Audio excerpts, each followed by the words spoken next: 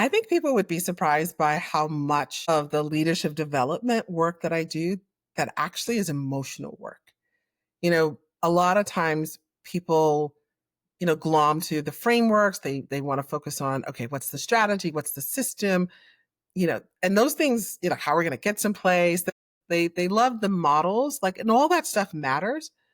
But the truth of the matter is, like, underneath all of that, we're dealing with humans, right? And leadership relationships with themselves, with their identity, with their, how do you call it, capacity to tolerate discomfort, with their ability to regulate their emotions, particularly under pressure, um, and their willingness to really be honest and see their own patterns. And a lot of times when I'm working with a leader, they're doing that for the first time.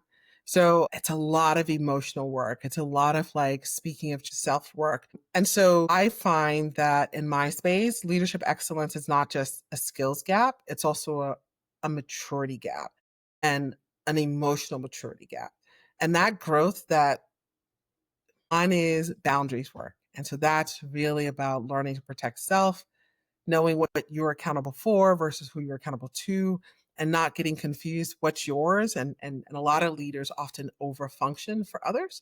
And what's that work of, like, why do I do that? There's so much that we're trained from childhood that, is operating, that's functioning as a operating system in our background. And we're just doing things because that's what it meant to survive. That's what we were trained. That's what we were taught.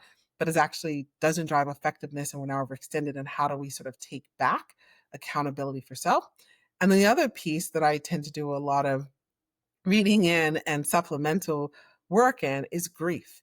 And so when people start to sort of acknowledge loss and change, and all the loss that comes with change, that often, right, of course, there's still sort of rebirth and new things that come from change.